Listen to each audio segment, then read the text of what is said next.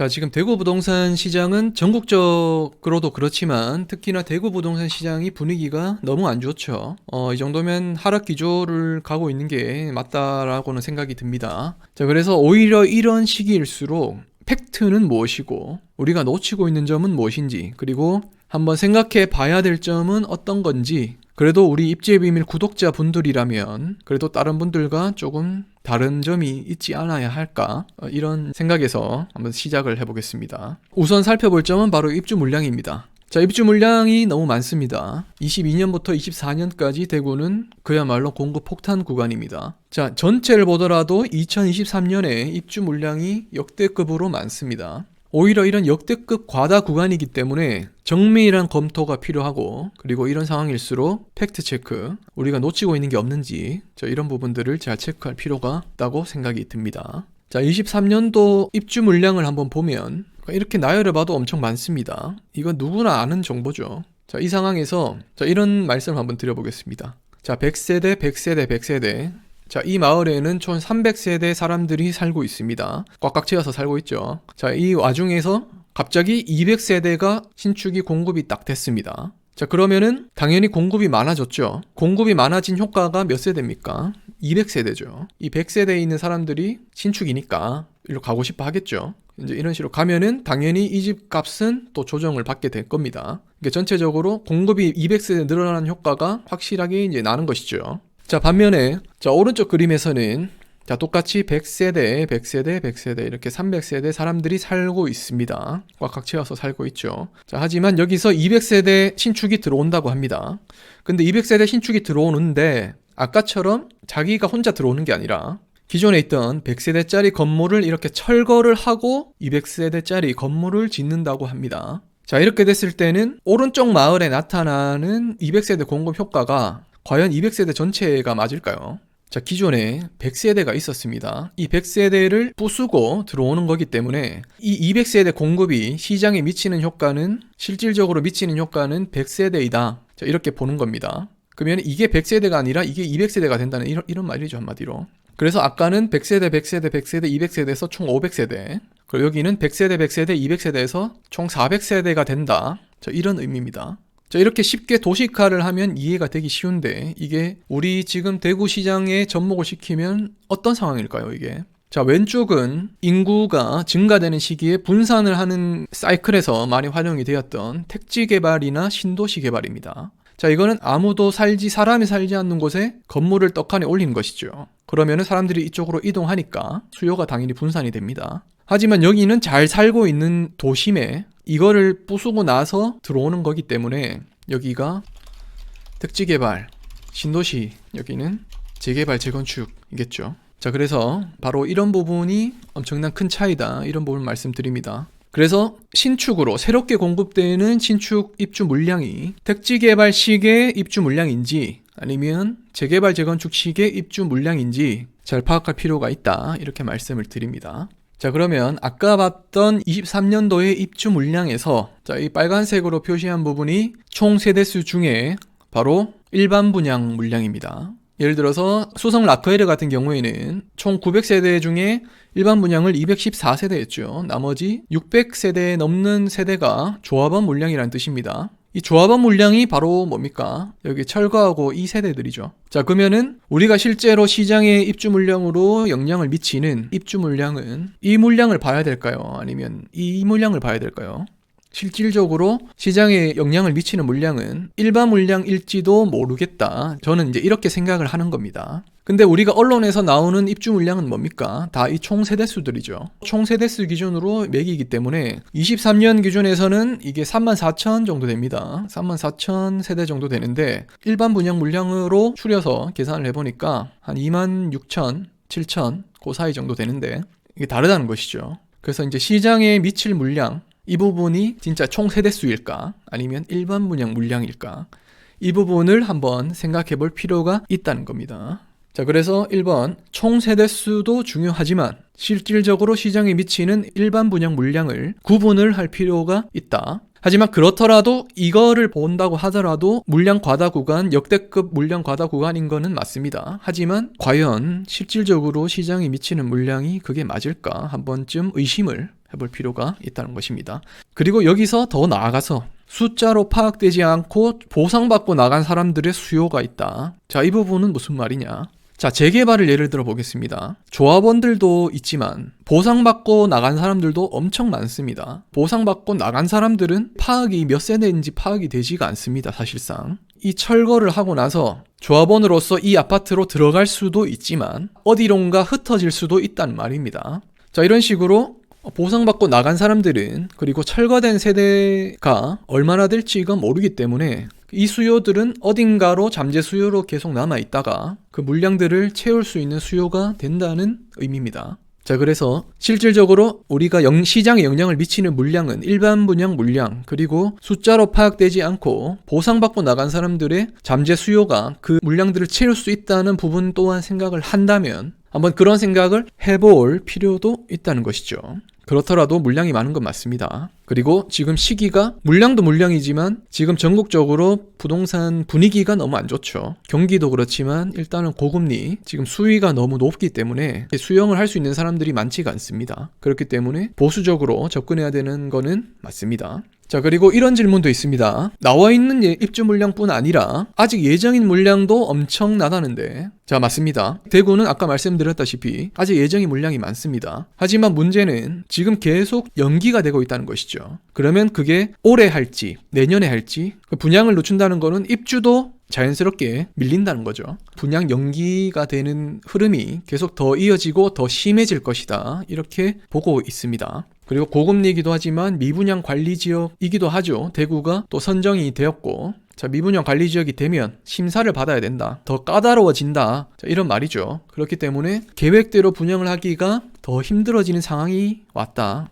자, 그렇기 때문에 언제 입주가 될지 모르기 때문에 앞으로 남은 예정인 물량들은 자연스럽게 입주가 분산되는 효과가 다행히도 있지 않을까, 이런 생각을 한번 해봅니다. 자, 이번에는 또 중요한 문제죠. 대구 인구 감소에 대한 문제입니다. 인구가 계속 줄어들고 있습니다. 조금씩. 하지만 대구의 문제만은 아니지만 양질의 일자리도 부족하고 젊은 세대들이 또 유출이 좀 늘어나고 있죠. 자, 그렇기 때문에 대구의 인구 감소 문제도 점점 심각한 문제로 대두가 되고 있습니다. 반면 그 와중에 세대수는 지속적으로 증가하고 있습니다. 2008년부터 2021년까지 주택시장에서는 세대를 구성하는 게 각 세대 단위죠. 그렇기 때문에 인구도 중요하지만 세대수가 늘어나느냐, 이 부분도 이제 추이를 살펴보는 게 중요하다고 볼 수가 있겠습니다. 자, 그럼 앞으로도 대구 인구가 계속 줄어들까요? 계속 줄어들면은 큰 문제가 생기니까 걱정이 됩니다, 사실. 자, 이거는 이제 제가 생각하거나 만든 개념이 아니라 국토종합계획에 나와 있는 겁니다. 지금 국가에서도 국가 계획을 짤 때 인구 감소 문제가 중요한 문제다라는 것을 알고 있습니다. 그러면 인구가 줄어드는 이 시점에서 어떤 식으로 공간을 효율적으로 사용할 것인가, 이 부분이 화두가 되고 있습니다. 예전에는 분산시켰던 이런 인프라와 인구를 다시 구도심, 원도심 위주로 집중을 시키고 인프라를 여기 집중을 시키는 것이죠. 그리고 각 거점별로 교통축을 연결시켜 줍니다. 그래서 지금 전국적으로 보면 광역 철도, 광역 교통 이런 식으로 추가가 되거나 정비를 하는 부분이 엄청 많을 겁니다. 이게 비단 대구만의 문제가 아니기 때문에 대구뿐만 아니라 전국적으로 그런 광역교통의 역할이 중요해진다고 볼 수가 있습니다. 대도시와 거점을 연결시키고 또 거점은 또 다른 거점들을 연결시키고 광역 네트워크로 연결을 시킨다는 것이죠. 인프라를 집중시켜 놓고 교통을 계속 좋게 만드는 겁니다. 자, 그래서 대도시나 주요 거점으로 인프라와 교통이 집중되는 현상, 자, 이런 게 국토종합계획에서 계속해서 보여지고 있다. 국토종합계획에 있는 내용 중에 대구광역시에 해당하는 내용입니다. 여기에서도 보면 연계나 협력, 그리고 광역교통, 광역도시, 연계, 자, 이런 말들이 많이 나옵니다. 자, 그러면 그림으로 보면은 이런 모습이겠죠. 대도시별로 인프라를 이렇게 집중시키고 각 거점별로 이렇게 서로 다니기 좋게 광역교통으로 연결을 시켜주는 것이죠. 대구 입장에서 그러면 보겠습니다. 대구시 주변 도시로부터 인구가 유입될 수도 있지 않을까, 이런 생각을 한번 해보는 겁니다. 예를 들어서 지금 대구에서도 어떤 현상이 일어나고 있죠. 특히 태평로를 예를 들어보면 태평로 쪽에는 지금 현재 광역철도가 예정이 되어 있죠. 광역철도를 이용할 수 있는 대구 외에 계시는 분들이 분양권을 많이 갖고 계신 상황이죠. 특히나 구미 쪽에 계신 분들, 태평로 분양권을 갖고 계신 분들이 많을 겁니다. 나의 직장이 구미에 있지만 나의 와이프와 나의 자녀들은 대구에 있는 인프라를 누리게 해주고 싶다. 나만 고생하면 됩니다. 예전에는 그렇게 하는 게 교통적으로 상당히 불편했기 때문에 그런 가정이 많이는 없었습니다. 하지만 이제 광역교통으로 지하철 타듯이 그렇게 편리하게 만들어 준다면 그런 가정들이 하나 둘씩 계속 생겨나기 시작한다는 것이죠. 그런 인구 유입, 인구를 흡수하는 효과가 생기지 않을까, 자, 이런 생각을 한번 해봅니다. 그리고 대구에는 지금 물량이 많은 구간이죠.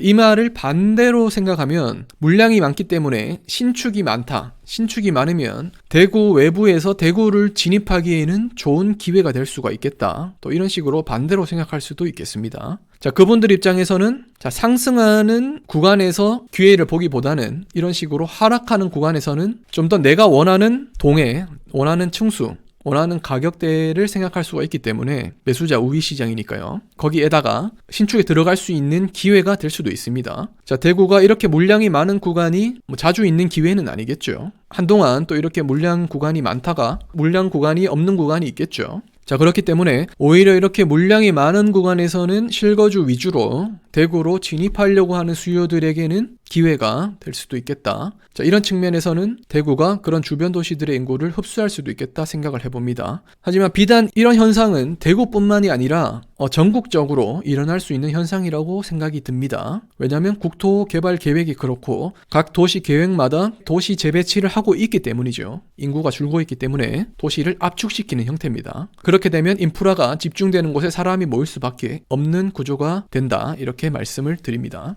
자, 기타 놓치고 있는 점입니다. 지금은 고금리 시대라고 할 수가 있겠죠. 자산을 사거나 투자를 한다고 했을 때 과연 적기는 언제일까요? 완전 높을 때에 비하면은 또 저금리라고 할 수도 있겠지만 우리의 체감상 지금은 고금리라고 볼 수가 있겠죠. 금리가 높기 때문에 투자를 많이 꺼리게 됩니다. 수요가 많이 줄어들기 때문에 대출 이자가 엄청 높으니까요. 그렇기 때문에 자산 가격이 많이 떨어집니다. 아파트뿐만이 아니라 상가들도 자산 가격이 많이 떨어지고 있죠. 자, 이렇게 봤을 때는 자산 가격이 쌀 때 사서 자산 가격이 비쌀 때 파는 게 맞겠죠. 고금리에서 이 떨어지는 구간 잡을 수 있으면 제일 좋겠죠. 자산 가격의 거품이 가장 빠졌을 때 구매를 하고 그리고 금리가 점점점 내려가면 자산 가격이 올라가기 때문에 이렇게 매도를 할 수가 있겠죠. 하지만 문제는 꼭지를 잡을 수가 없다는 겁니다. 우리는 이런 시기가 이제 오고 있기 때문에 우리가 준비를 해야 되는 시기이지 관망하고 있을 시기가 아니다. 그래서 현장을 많이 다닐 필요가 있고 손품이나 발품 같은 것들도 오히려 지금이 준비를 해야 될 시기다. 이렇게 말씀을 드리고 싶습니다. 두 번째 우리가 놓칠 수 있는 점은 과거 시절과 자꾸 이제 비교를 해서 데이터를 수집을 하고 있는데 과거 시절과의 정보의 접근 방식과 양 그리고 속도 이 모든 것이 너무 지금과는 너무 다릅니다. 예를 들어서 지금 어떤 정보가 뜨게 되면은 삽시간에 모든 단체방과 블로그와 유튜브의 언론에 다 퍼지게 되죠. 꼭지를 봤다고 하더라도 내가 그 순간을 캐치할 수 있을 것이다. 타이밍을 잡는 거라든지 좋은 선택은 아닌 것 같고 우리는 이제 우리가 할 수 있는 것에 집중을 하자. 다시 부동산 시장이 올라갈 때까지 그 타이밍을 계속 기다리는 것이 아니라 그런 우리가 준비할 수 있는 부분, 본인의 역량을 올릴 수 있는 부분 이런 부분에 집중을 하면서 기회가 왔을 때 잡을 수 있는 그런 역량을 키우는 게 더 중요하다. 세 번째는 대구가 지금 인구가 줄고 막 젊은이도 빠져나가고 일자리도 없고 이제 안 좋은 거 다들 알죠. 하지만 그렇더라도 대구는 그래도 대도시다. 맨파워가 있고 그리고 숨은 돈이 많다. 대도시의 특징은 뭡니까? 주변 도시들이 와서 소비를 한다는 거죠. 다른 도시로 가기 위한 교두보 역할도 하기도 합니다. 예를 들어서 뭐 경북에 사는 어떤 분이 서울이나 다른 도시로 가려면 동대구역에 와서 간다든지 여기나 버스터미널 주변에는 사람들이 많이 모이니까 그런 상권들도 많이 발생하고 기회가 많이 생깁니다. 현금 장사를 하시는 분들이 또 많고 그리고 숨은 돈들이 그 안에서 또 많이 생기는 것이죠. 시장 같은 경우에도 우리가 시장의 노점상에 있는 분들이 별로 자산이 없다라고 생각을 할 수도 있지만 실제로 건물을 몇 개 가지고 계신 분들도 많습니다. 이렇게 축적된 부가 숨은 돈들이 많다는 것이죠. 자, 그렇기 때문에 우리가 일반적으로 예를 들어서 소득 수준 데이터, 근로소득 데이터만 가지고 대구 수준이 이렇다라고 판단하기에는 대구가 너무 그런 돈들이 많다. 2년 전만 하더라도 우리가 분양 성적이나 이런 데서 확실히 느꼈었죠. 그 당시에는 분양가가 비쌌던 것들도 다 어디에서 이런 돈들이 다 나왔을지 모를 정도로, 자, 그렇기 때문에 대구는 그래도 대도시고 맨파워가 있고 숨은 돈들이 많다. 자, 이런 생각을 한번 해봤습니다.